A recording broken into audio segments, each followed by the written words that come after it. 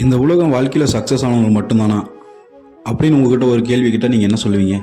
இல்லை, தோத்தவனும் வாழ்வான், ஜெயிச்சவனும் வாழ்வான்னு தான் சொல்லுவீங்க. ஆனால் இங்கே யாருக்கு அங்கீகாரம் கிடைக்கும்? எவன் ஒருத்தன் சக்ஸஸ் ஆகிறானோ அவனுக்கு மட்டும்தான் அந்த சமுதாயத்தால் அங்கீகாரம் கிடைக்கும். அப்போ தோத்தவனோட நிலைமை, தோத்தவன் எடுத்த முயற்சி, அது எதுக்குமே இங்கே மதிப்பு கிடையாது. எக்ஸாம்பிளுக்கு நீங்கள் ஒரு பிஸ்னஸ் பண்ணுறீங்கன்னு வச்சுக்கலாம். அந்த பிஸ்னஸ் லாஸ் ஆயிடுச்சு. அந்த பிஸ்னஸ் லாஸ் ஆன காரணத்தால் நீங்கள் பார்த்தீங்கன்னா ஃபைனான்ஷியலாக பெரிய பிரச்சனை சந்திக்க போகிறீங்க. உங்ககிட்ட காசு இல்லை, நீங்கள் கடங்காரன்னு பார்த்தீங்கன்னா இந்த சமுதாயத்துக்கும் உங்கள் குடும்பத்துக்கும் உங்கள் நண்பர்களுக்கும் தெரியும் போது அவங்களால உங்களுக்கு ஏற்படக்கூடிய பிரச்சனையை பற்றி தான் பேச போகிறோம். வாங்க பேசலாம். நான் உங்கள் விஜய். தளபதி ஸ்டைலில் ஒரு குட்டி ஸ்டோரியிலேருந்து பார்ப்போம். எனக்கு பாண்டியான ஃப்ரெண்ட் ஒருத்தர் இருக்கான். அவன் ஒரு ஆர்ஓ டெக்னீஷியன். கொஞ்சம் ஷார்ட் டெம்பர், ஊரில் யாரையும் மதிக்க மாட்டான். அதனாலே ஊரில் யாரும் அவங்ககிட்ட முகம் கொடுத்து பேச மாட்டாங்க. தான் உண்டு தான் வேலை உண்டுன்னு தனியாக சுற்றிட்டு இருப்பான். ஸோ இந்த மாதிரியான ஒரு பையன் பெருசாக சம்பாதிக்கணும்னு ஆசைப்பட்டு அவனுடைய நண்பன்கிட்ட பார்த்திங்கன்னா ஐடியா கேட்குறான்.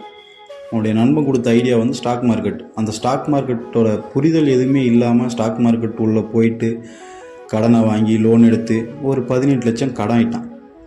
அந்த 18 லட்சம் கடனுக்கு அப்புறம் இந்த சமுதாயத்தால் குத்தப்படுற முத்திரைக்கு பயந்து நீங்கள் கடனில் இருக்கீங்கன்னு தெரிஞ்சால் உங்களை சுற்றி இருக்க யாரும் சும்மா விட மாட்டாங்க. தண்ணி அடித்து அழிச்சிட்டான், சீட்டாடி அழிச்சிட்டான், இன்னும் நிறைய காரணம் சொல்லிகிட்டே இருப்பாங்க, உங்களை குத்திட்டே இருப்பாங்க. உதவி பண்ண ஒருத்தனும் வரமாட்டான். அதுக்கெல்லாம் பயந்து இருக்கிற தொழிலை விட்டு ஓகே நம்ம பார்த்தோன்னா நம்மளை யாருனே தெரியாத இடத்துல போயிட்டு ஒரு தொழிலை செஞ்சு ஒரு வேலையை செஞ்சு நம்ம சம்பாரித்து வெளியே வந்துடலாம்னு நினைக்கும் போது ஒரு 2 வருஷம் கழித்து தான் நமக்கு தெரியும் நம்ம வாங்குகிற சம்பளமோ நம்ம சம்பாதிக்க சம்பாத்தியமோ வட்டியை மட்டும்தான் கட்ட முடியும், முதல்ல கட்ட முடியாது. அப்போ நம்ம குடும்பத்தை தேடி தான் போயாகணும்னு திரும்ப குடும்பத்தை தேடி வரும்பொழுது அவன் சமுதாயத்தோட ஒன்றி வாழக்கூடிய சூழ்நிலை வரும். ஸோ அப்போ ஃப்ரெண்ட்ஸ் அண்ட் ஃபேமிலி இந்த சொசைட்டியால் எப்படிலாம் பாதிக்கப்படலாம் அப்படின்னு சொல்லி இந்த கதையிலேருந்து பின்னாடி சொல்கிறோம் பாருங்கள். ஃபஸ்ட்டு எமோஷ்னலாக ஓடுவீங்க. செல்ஃப் எக்ஸ்பெக்டே இருந்தால் வாழ முடியாதுன்னு நினைக்கிற அளவுக்கு சூழ்நிலை மாறும். தோல்வியால் நீங்கள் ஏற்பட்ட கடனையும் அடைக்க முடியாமல் கவலைப்படுவீங்க. டிப்ரெஷன் ஆகும். நம்மளால் எதுவுமே பண்ண முடியாது, நம்ம வேஸ்ட்டுன்னு நெகட்டிவாக யோசிக்க ஆரம்பிக்கக்கூடிய சூழ்நிலை வரும். அவ்வளோதான், முடிஞ்சு நம்ம வாழ்க்கை போச்சு அப்படின்னு நினச்சி நமக்கு ஏதாவது வாய்ப்பு கிடைச்சாலையும் அதை சரியாக பண்ண முடியாதோன்னு அந்த வாய்ப்பையும் தவற விட்டு தன்னம்பிக்கை குறைஞ்சி யாருக்கிட்டையும் நல்ல ஒரு ரிலேஷன்ஷிப் இருக்காது. யாரும் உங்ககிட்ட பேச முன் வர மாட்டாங்க. உங்களோட ஃப்ரெண்ட்ஸாவோ இல்லை சொந்த பந்தமாவோ யாரும் உங்கள் கூட பேச முன் வர மாட்டாங்க. தனியாக சுற்ற ஆரம்பித்து கடைசியில் சூசைட் பண்ணுற நிலைமைக்கு போவீங்க. இதுதான் இந்த சொசைட்டி நம்மளை பார்க்கக்கூடிய பார்வையால் நமக்கு ஏற்படுற பாதிப்பு. சரி, இந்த சொசைட்டியோட பார்வையை நம்ம ஏன் எடுத்துக்கணும்?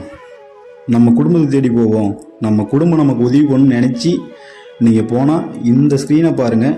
இதில் கொடுத்துருக்க 5 ஃபேக்டரால் நீங்கள் கம்பல்சரி ஸ்ட்ரகிள்ஸை ஃபேஸ் பண்ணுவீங்க. நீங்கள் குடும்பத்துக்கிட்ட போனால் ஃபஸ்ட்டு வார்த்தையே குடும்பத்துக்கு உன்னால் எவ்வளோ அவமானம், குடும்ப கௌரவம் போச்சு, உன் மேலே எவ்வளோ நம்பிக்கை வச்சுருந்தேன், நீ இப்படி பண்ணிட்டேன்னு சொல்லி காட்டுவாங்க. அடுத்து உன்னோட பிஹேவியரை மாற்ற சொல்லி ப்ரெஷர் பண்ணுவாங்க.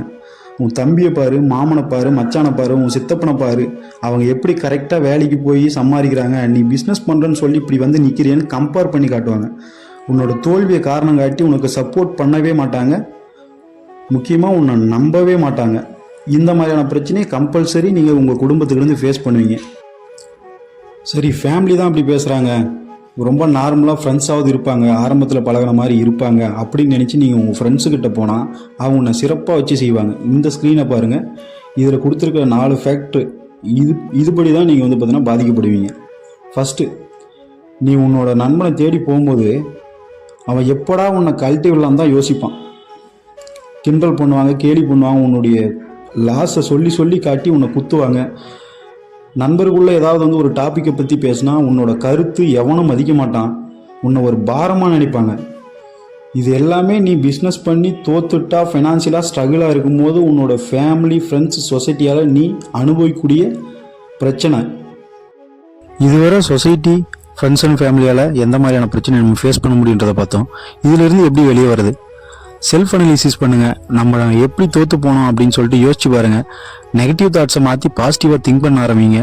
உங்களுக்கு இருக்கக்கூடிய ஸ்ட்ரென்த் என்னன்னு கண்டுபிடிங்க. சின்ன டார்கெட்டாக வச்சு அதை அச்சீவ் பண்ணுங்கள். அந்த சக்ஸஸை செலிப்ரேட் பண்ணுங்கள். உங்களை சுற்றி பாசிட்டிவ் பீப்புளை மட்டும் வச்சுக்கோங்க. தோல்வியை ஒரு பாடமாக எடுத்துக்கோங்க. இது எதுவுமே பண்ண முடியல அப்படின்னா தயவு செஞ்சு கவுன்சிலிங் போங்க. இந்த வீடியோ பிடிச்சிருந்தா லைக் பண்ணுங்கள், ஷேர் பண்ணுங்கள், சப்ஸ்கிரைப் பண்ணுங்கள்.